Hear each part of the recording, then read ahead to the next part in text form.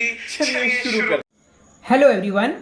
सो आज हमारा टॉपिक है कि हम पोजीशन कैसे डिटरमाइन करते हैं।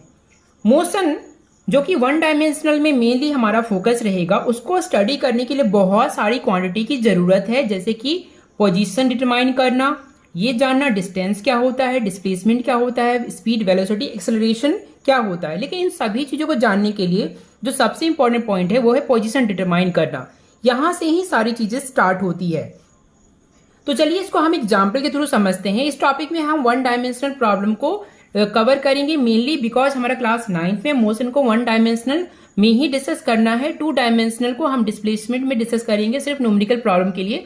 तो उस पर हम लास्ट में, इस वीडियो के लास्ट में हम उसमें जो जितना नेसेसरी है उतना हम उसको डिस्कस करें। चलिए हम इसे एग्जाम्पल के थ्रू समझते हैं। जैसा कि हमने पहले बात करी है कि मोशन को समझने के लिए, किसी भी मोशन को समझने के लिए हमें तीन चीजों की जरूरत है।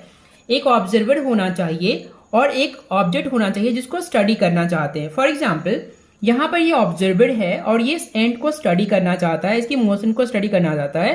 तो उसमें सबसे पहला क्वेश्चन ये ऑब्जर्वर खुद से पूछता है, वेयर इज द एंड? ये चींटी अभी कहाँ पर है, इसका पोजिशन कहाँ है, इसकी पोजिशन को मैं कैसे लोकेट कर सकता हूँ, कैसे डिटरमाइन कर सकता हूँ। फिर उसे जरूरत पड़ती है किन चीजों की, उसे एक मीटर स्केल की जरूरत पड़ती है और टाइम मशीन यानी क्लॉक की जरूरत होती है। अब वो इस मीटर स्केल और टाइम मशीन यानी क्लॉक से क्या करेगा, तो इसको चलिए समझते हैं।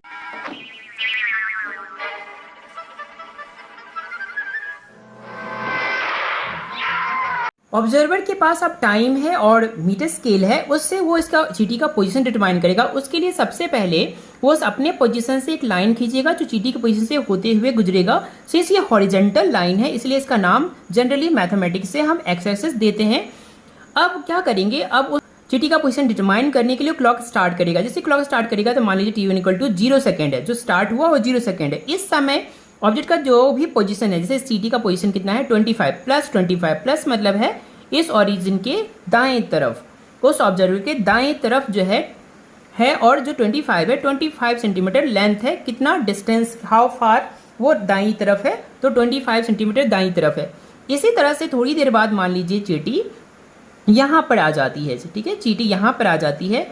मान लीजिए t2 का 10 सेकेंड हो जाता है, मान लीजिए चींटी यहाँ जाती है और चींटी का पोजीशन हो जाता है मान लीजिए 560 सेंटीमीटर प्लस मतलब वो दाएं तरफ जा रही है और 60 मतलब 60 सेंटीमीटर ओरिजिन से इस तरफ है।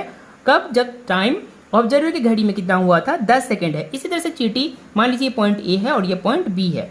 इससे चींटी पीछे भी जा सकती है। चींटी मान लीजिए इस तरफ से आगे ना जाके वो पीछे चली जाती है, मान लीजिए पॉइंट सी है, से वो पीछे आ गई है तो पोजिशन अलग हो जाएगा। तो मान लीजिए ये प्लस 35 प्लस इसलिए क्योंकि अभी भी राइट साइड है और ये 35 क्योंकि 35 डिस्टेंस पर है इस ओरिजिन से। अब टाइम होगा, कुछ टाइम जरूर होगा, टाइम मान लीजिए 15 सेकेंड है, तो 15 सेकेंड पर यहाँ पर जो चींटी है यहाँ पर है। इसी तरह से जैसे जैसे चींटी आगे पीछे जाती रहेगी वैसे वैसे जो है हम उसका पोजीशन डिटरमाइन करते रहेंगे। क्या करते हैं, यहाँ पे एक बात नोटिस करने वाली है कि यहाँ पर जो ये पोजीशन आप देख रहे हैं वो एक डायरेक्शनल क्वांटिटी है, यानी इसमें डायरेक्शन इन्वॉल्व है। प्लस बता रहा है कि वो कितना ओरिजिन से राइट है, अगर माइनस होगा तो कितना लेफ्ट है, और जो ये नंबर है वो बता रहा है कितना दूर है ओरिजिन से, लेफ्ट या राइट है। टाइम और टाइम बता रहा है कितने कौन से टाइम पे उसका ऑब्जर्वेशन है, कौन से पॉइंट पर वो उस पोजीशन पर था। अब हम कुछ प्रॉब्लम ले लेते हैं इसको समझने के लिए। पहला प्रॉब्लम है कि एक आदमी है वो 100 मीटर ईस्ट है अपने होम से, तो इसके पोजीशन को दिखाना है। तो हम सिंस ये वन डायमेंशनल प्रॉब्लम है तो सबसे पहले हम एक लाइन खींचेंगे और जो है उसकी होम का, हम ऑब्जर्वर है, ठीक है, हम ऑब्जर्वर, हमारे पास घड़ी है और मान लीजिए अभी ये इसका घर है, ठीक है, एक्स इक्वल टू पोजिशन पे इसका घर है और ये 100 मीटर पर है। तो मान लीजिए जब हम इसको ऑब्जर्वेशंस कर रहे हैं टाइम इक्वल टू 0 पर, तो ये कहाँ पर है, x equal two plus east किस तरफ होता है, राइट साइड, तो इस तरफ होगा प्लस 100। तो इस पर्सन का जो पोजीशन क्या हुआ 100 मीटर हुआ इस ओरिजिन से राइट, जो कि ईस्ट डायरेक्शन है। चलिए एक और प्रॉब्लम लेते हैं। एक बुक जो है टेबल के कॉर्नर पे 50 सेंटीमीटर रखी हुई है, तो इस प्रॉब्लम को हम आराम से देख सकते हैं। तो मान लीजिए कि ये टेबल है, तो ये कोई कोना पकड़ लीजिए, कोई भी कोना लेते हैं, मान लीजिए ये कॉर्नर है, तो हम यहाँ पे ओरिजिन ले लेते हैं और ये मान लीजिए कि ये लाइन हुई। You'll see me in a Rolls Royce, a 6 or 7-star hotel, living my life to the fullest. Don't get jealous of me. Because I worked my ass off to get it. Nobody handed me. कितना हो गया, ये 0 हो गया, 0 centimetre. और book जो है 50 centimetre इसके राइट साइड कॉर्नर पे रखी हुई, तो बुक का ये पोजीशन हो गया, वो कितना पर है +5 सेंटीमीटर, प्लस मतलब राइट साइड है, और 50 सेंटीमीटर मतलब इस कोने से इस ओरिजिन 50 सेंटीमीटर दूरी पर है, डिस्टेंस पर है, राइट में। लास्ट क्वेश्चन ले लेते हैं कि एक बॉल जो है एयर में है, हवा में है 250 मीटर हाई पर, तो इसको कैसे दिखाएंगे? तो ये भी बहुत ही सिंपल है।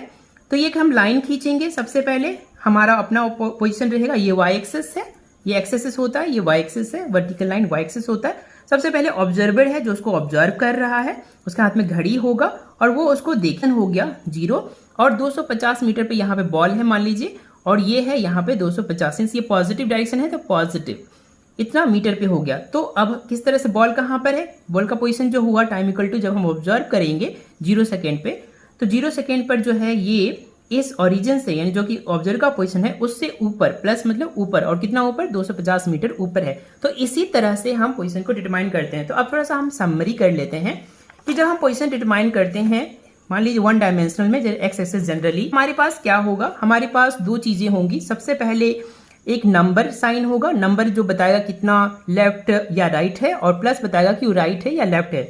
तो इस तरह से हम पोजीशन को डिटरमाइन कर सकते हैं।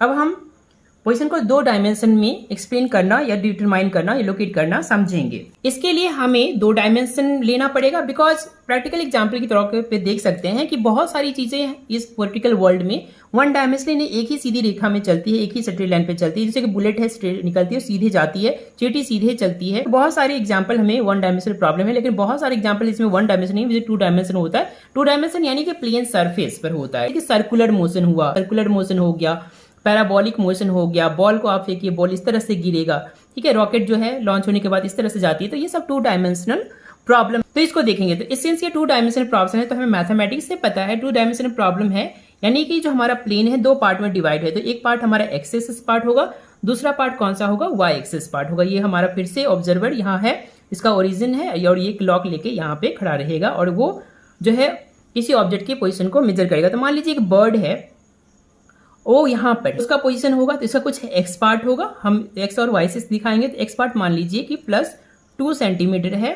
और यहाँ पर जो है ये वाई पार्ट जो है +3 सेंटीमीटर है। तो अभी पोजीशन क्या हुआ, इसका पोजीशन हुआ एक्स में, ओरिजिन से हॉरिजेंटली कितना है, ओरिजिन से वर्टिकली